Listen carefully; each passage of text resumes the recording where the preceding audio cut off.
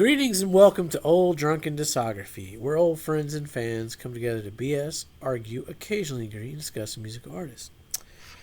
I'm Jason. With me is Tim. My name's Tim. And Colquitt. We're hitting that level. We're hitting that level tonight, friends. Yes, we are. The artist we're talking about is Biz, Scottish pop punk or pop band, whatever. It's Biz. Yeah. Punk pop? Pop punk, disco funk. I don't know. It's Biz. If you haven't heard them, go check them out. Yeah. Funk punk? Disco pop? If you like this content, if you want to see how our rankings actually played out, because as you can see, there is some variation. A little bit. There's a little bit of agreement there, too, going. Hit that playlist link down below. Check out our reviews, our deep dives of all these albums. With that, we're going to go straight into slight disconnects. Yeah. Yeah. I just want to say, album cover wise, that beanie, I had a beanie, it looked just like that, only it said Sonic Youth on it, and that reminds me of, this album cover reminds me of that beanie, so nice. I like it. I just love I really like the yellow. Yeah. John Disco is wearing the disco, which I think is a nice touch. That's a nice touch as well. Yeah. Yeah, no, it's a good cover. It's a shame we're not doing the artwork anymore. Anybody want to watch those shows again? Yeah, let us know down below. You know what to do. Hashtag bring back the art. Is it art? I would never complain about coming back and doing artwork for a band we've skipped it on. It'll be a fun time. Yep. So this record was their first for their new label, Last Night in Glasgow. It's or Glasgow. I don't know. I'm from Alabama. But Glaswegian. I believe it's Glasgow. These Glaswegian kids are a lot of fun. Last Night in Glasgow is a pretty cool record label. Check them out. But so is that their label or are they on? No, it's run by this guy named Ian in Glasgow, and it's his project. He basically creates, like, I don't know if it's available in the States, but overseas, if you pay like $100 a year, you get like multiple records every month from the label. Like, it's just kind of a new way to run a label kind of thing. I just found the website, so I'm gonna check it out. Okay, cool. Check them out. They're really cool. But this was the first, Data Panic, etc. came out in 2014, but I had already heard those songs and have known them for years and years by the time they came out. So for me, this was the first new Biss music in forever. And I was so excited when it came out that I immediately bought the CD, which is also signed by all the members, which is pretty cool. And then when I discovered I was being influenced by you devils into buying the dirty vinyls, I picked this up like a month or two ago, and it is the vinyl version on this really cool kind of splatter paint, yellow, black, charcoal looking thing. Oh yeah, that looks great. Super cool vinyl. Now is that 180? Huh? Or is that probably like 120? It feels a little 120. Yeah, it's just not quite as thick as the simple ones. But what's colored vinyl art? Yeah, no, that looks sweet though. That looks real sweet. Yeah. And they did I think they put these together themselves, so they just come in a simple kind of plastic sleeve with a one. Are they? So they're still selling that? That's still. Yeah, they're still selling it. It's available on their Bandcamp. Okay. If you check out this record and you enjoy it, I would highly suggest buying from the band. I would buy this one on vinyl too. Yeah, man, yeah. I love this fucking record. I was so excited to hear it start out with Sound of a Heartbreak, which is kind of like a return to form for them in a way, where it's like it's got the weirdness and the layered like strangeness of their earlier work, but with like a solid form of songcraft and like just a great pop radio gem in a way. And the lyrics are apparently about how terrible this band's been received throughout their entire existence. So it's got some tongue-in-cheek stuff keep it economical. We will write the theme song. You know, we got to pay these bills. We got to write another fucking theme song for real. God damn it. You know, like it's kind of a pain. So I just clicked a couple things. Yeah. And the vinyl is still available, and it costs 1/3 of the cost is the album. The other 2/3 of the cost is shipping. Yeah. Yeah. From the UK. Yeah. Yeah, I think it came to be about like $50 or something. Yeah, it's going to be what it's about. Yeah. Yeah. So, you know, I mean, it's not a bad price. That's some ridiculous shipping, but yeah. Well, it's coming. But they have no control over that. Don't hold the band. You know, whatever. That is what it is. I, from my experience, Manda is the one boxing these up and sending them to you too. Like it's not done by a distribution. It's done out of their homes. Like it's mom and popish, you know. Like you order the record on Bandcamp, you're gonna get a mailed directly from a band member, which is pretty neat. They're keeping it real with the DIY. Absolutely support your Bandcamp friends. For sure. Yeah, I just think this record's a gem. It's not too long. It's not too short. It's the perfect length. I want to go out with someone else that just cracks me up. Mirror, mirror on the wall, who fucked up most of all? Classic hook, man. Dracula, You Broke My Heart is frantic in the way they mix the guitars, staggering from channel to channel. Just super cool. Good driving song. Home Economics is so chill and really well put together that it's over and done before you know it. There's a little repetition there, but it's fun enough. We Dream of Canada is another one of these kind of like spacey pop songs in a way, but it's so well executed that it doesn't really matter. And then this Slight Disconnect hits you with its weird time signatures and just crazy rhythm and la la la, like background vocals are nuts. It's just chaos but focus. It's so fucking good. I love that song so much. And I remember when the first time I heard it, I didn't have a lyric sheet yet, and I was trying to figure out what the chorus was, and then I posted to the BIS Facebook about it, like is this what he's saying? Because I don't know. And I was right. I guess I admire your T-shirt is the lyric, and that is just I caught that. Perfect. Yeah, that was a great lyric. Yeah, like, I feel that because like sometimes I see somebody, I'm like I want to go talk to him, and I'm like it's just because I like their T-shirt. The T-shirt's so cool. Hot Dog at the Rock Cafe is seriously one of the best bops and jams on this record. It's just so weird and kind of dubby at points. Like it's new wave and dubby. I don't even know what the genres are. I just really enjoy it. And There Is No Point, other than the point There Is No Point, is a banger, and it's followed by Combination Rock, which is probably the best pop rock song this band's ever put together. Like it is so solid. And The Big Sunshine is dedicated to one of their best friends who passed a little bit before this record came out. So it's got a lot of emotion, great closer. But I don't know, man. What do y'all think? Because I fucking love it.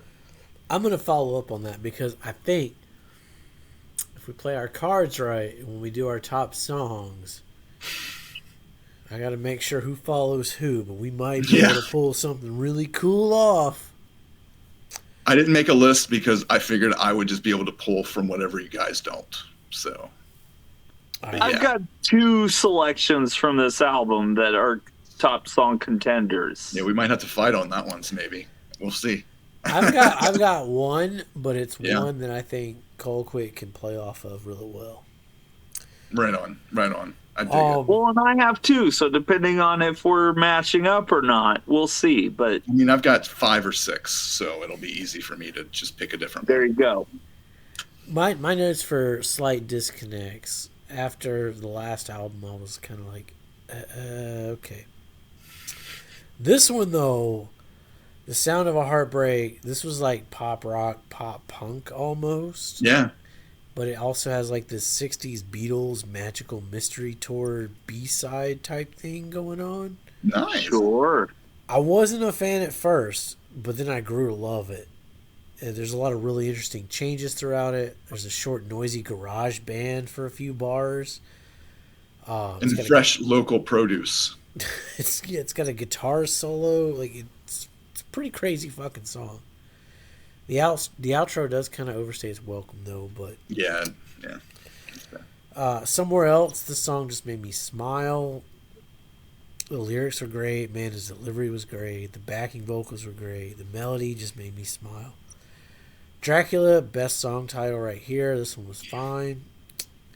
Home Economics, this is the point in the discography when I realized that every song is unique. This band doesn't really repeat themselves, and they make every song like have its own identity. We Dream of Canada starts out sounding dark, but then completely flips. It has this like fun main vocal melody. And then a slight disconnect. There was a lot of start and stops, making the song itself sound like it had like a slight disconnect feel to it. I can only assume this was on purpose because it was cool as hell. Yeah. Hot Dog, super weird one. There Is No Point. Love this one. The vocals are good. There's another one where this is another one where they change things up about halfway in, and there's some really cool vocal effects towards the end. And I love the bleed into combination rock. Super fucking fun one.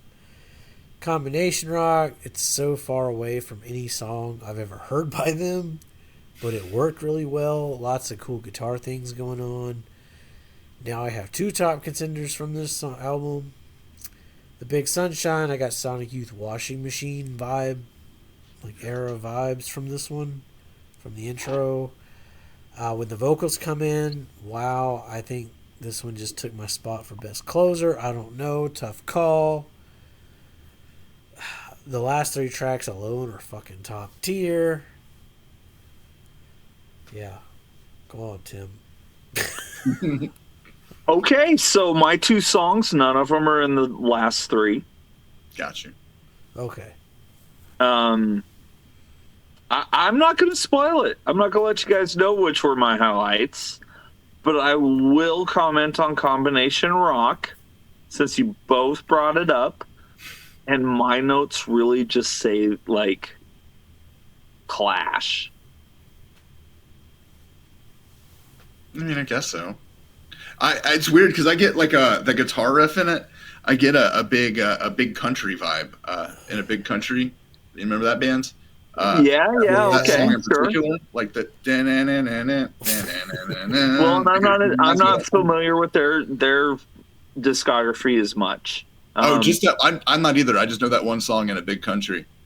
Okay. In a big country, dreams stay with you like a lover's voice across the mountainside. It's so good, dude. Sure. One of the best 80s songs ever. God, who doesn't miss the 80s?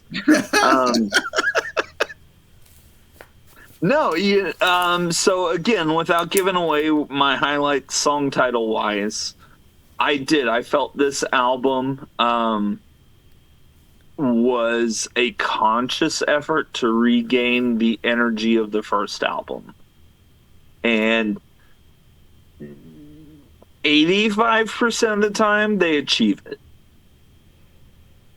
Word. It's also got a little, you can hear a little bit of the electronic, again, left turn for a new discography listener. Yeah. It works, and I get it. It makes sense, but it's just a left turn. And I didn't hear the last album, so I wasn't quite. So this was kind of my return. Like, okay, they broke up, and now here's the reunion album. Yeah. And this was the decade of the reunion album. I've got a couple little cornerstones I can compare it to. Like, okay, what are you doing? What you did 20 years ago compared to now, or whatever. And I did. I thought this was a really good album. I don't know if it quite captures the energy of the first album. Well, no, because they're all like in their 40s now, man. We're all old, you know. And that's fine. That's fine. That's fine. Yeah, you know, my 40-year-old ears don't hear it either. You know. Yeah. There's a couple songs here though, like without no spoilers, my second and third place songs. No, So nice.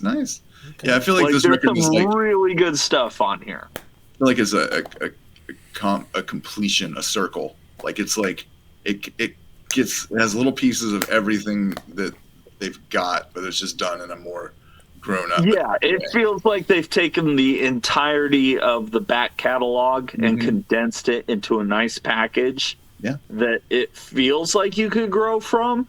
It also feels like you could kind of backtrack into what worked before. Yeah. And I feel like on here, they lean more towards we could backtrack and we might even bring it up a little bit. Yeah. But we're moving forward. Yeah, for sure. So context, like I didn't even realize, I had no idea about them breaking up and the time difference between 14 and 19. Like, well, I mean, technically like those songs though, for me, those songs from Data Panic, I heard in like 2005. So for me, that is like the breakup years album, right? Like a 14-year difference in new material, really. Which I never even crossed my mind that was a thing. Like I was just like, okay, this is like the next Biz record to listen to. Yeah. Yeah, it doesn't sound aged or anything. It sounds like it could have came out the next year. It sounds like a good follow-up. Well, they've always been a little bit ahead of their time, so they've always sounded a little timeless. Yeah, no, I can see that for sure. It makes sense now that you guys said that comparing this album to Data is... Yeah, it's night and day for me, personally. Yeah, it's night and day for me. But I think that's also because they became... I don't know, by the time they put out this record, I feel like they've kind of like accepted their place. They're never... Maybe one day they'll be, a huge band for some random reason, but I think they just kind of accepted that this is who they are, this is what they sound like, and they're just going to make records because they want to make them, which is kind of cool. All right. Ranking-wise, though, for me, I dropped my notes, but I know where it's at. It's my number 3. Nice. I actually really like this record. A lot. I'm going to be really weird, and it's going to take my number 1. Going up and above, man. And it's just difficult for me to say that because Lord knows I love every record equally. But man, I don't know. That record just hits all my favorite buttons, like cool angular guitar parts, really creatively done, fun lyrics, even weirder background vocals. It doesn't overstay its welcome either. It's over and done like 45 minutes. Just a perfect little listening experience for me. That's fair. And I'm gonna agree with Jason. It's almost as good as the first album. There you go. Putting it at number 3. Yeah, it's not quite. It's more focused than the first record, but I like it's that more chaotic. mature than the first record. But Yeah, I think actually, I almost feel like the first record's a little more focused. Where this one kind of meanders a little bit. Okay. It's kind of gets lost in the woods a little bit. Yeah. Those last 3 I mean, again, tracks who are knows? so But Well, no, different strokes, different folks, always. But and first impressions, I will absolutely be revisiting these albums, and my opinions will change. Yeah. I think for me, like I've spent a lot of time with that record, like because it came out not too long before the shutdown started, and I hadn't much to do except for listen to records and play video games. So that record was played a lot.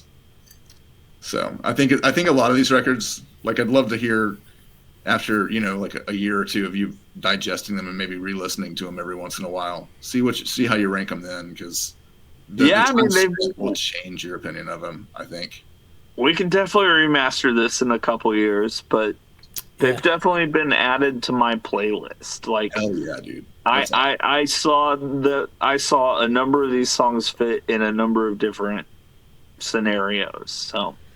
Just right now on the board, I would buy my top 3. I would buy on vinyl. Those would all be green. Yeah. Well, 2 of them are available. I don't know if New Transistor Heroes is going to get a re-release. I'm sure it will. It's like the 25th. O.D.D. effect. O.D.D. effect. Bring it. So yeah, hey Steven, Amanda, if you're watching, think about it, won't you? You'll have at least I'll 3 sales, sales in the U.S. 3. Yeah, 3 sales already. And they'll pay the postage. We'll pay the Well, postage. I don't know. Well, you can always get a cheap, when they do Bandcamp Friday, you can always I'm kidding, of course. make a little extra. Yeah, man. Wow, All only right. one more to go, guys. One album left to go. Systems. We'll see how if it shakes anything up. Yeah. A little bit. Might pick it up a little bit. It might. I got a top song. Oh yeah, I've got a top song from this one too. I don't remember. Not as many, but there's a couple that I just think are brilliant little songs. If you like this We'll get to that. content, like and subscribe. If you haven't heard Biz, check them out. Watch the playlist. Yep. Yeah. Click the playlist link down below to play all these videos in a nice little package. And in a couple days, after if you're watching this on day one, we'll have a top songs, and that might change your, give you something to check out so you can introduce yourself to the band. It'd be fun. While we lull you to sleep. Yeah, because we'll be sleepy. Yeah. No, because they'll have put the playlist on, and by this point, we're just subconscious voices. Oh, I see. Yes, listen to Biz. Ooh. Be safe. Make good decisions. Yeah.